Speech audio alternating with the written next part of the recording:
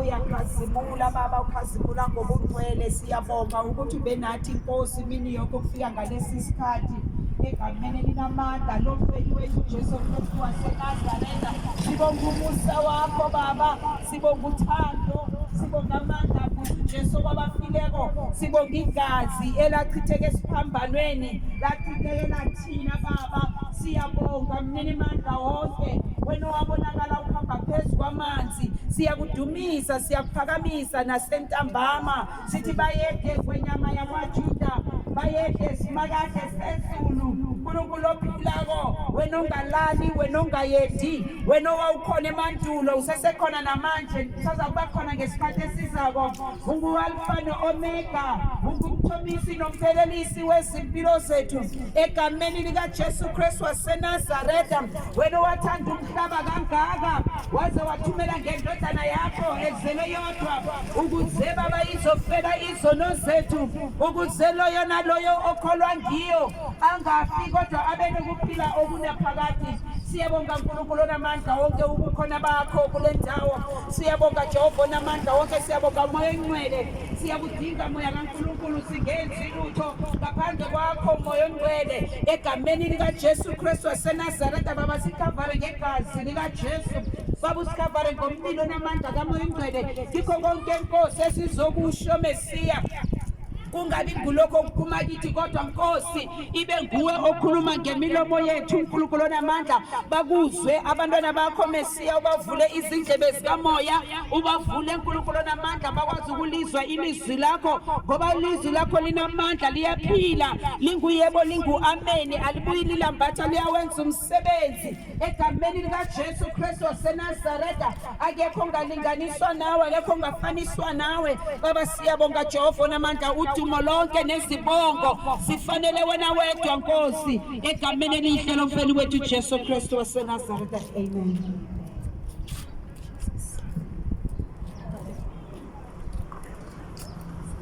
Jesu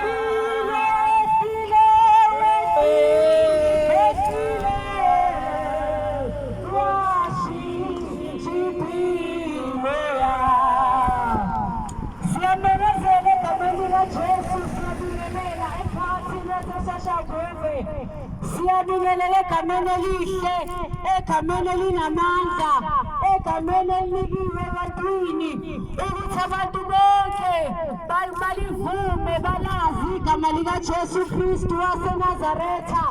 Omodolo onke asazoguqa, asazokhothama, ekhothama kuJesu Kristu inkosi yamakhosi. Sibingelela kulelo gama elinamandla esinikiwe lona ukuthi sikhuleke kulo, ngoba likho elinye igama esindiswa ngalo elikaJesu kuphela. Alikho elinye igama esiphiliswa ngalo, ngoba nabakhona emhlabeni abathi bayaphilisa, abaphilisi bayadambisa, kodwa yedwa umphilisi uJesu Kristu waseNazaretha. Siyabingelela sashanguve ngegama likaJesu.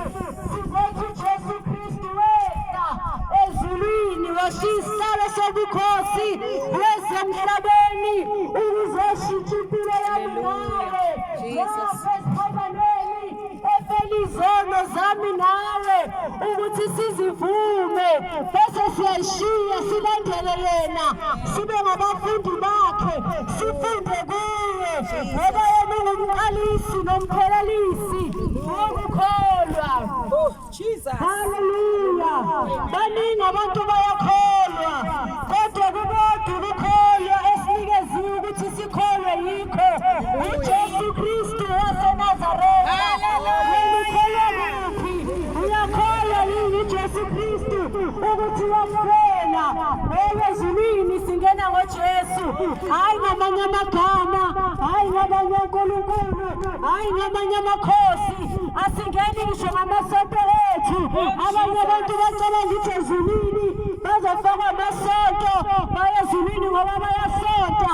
Sizobemezela ukuthi ukusonta akuyishintshi impilo yomuntu. Umuntu uzothi esesontile uma engenaye uJesu engamukelanga waba inkosi uzobhubha esesontile. Haleluya. Sizile sizosho ukuthi noma ungathandaza kodwa uma ungazali nenkosi uJesu Kristu awukweki ukwazi ukuxhumana noNkulunkulu. Haleluya.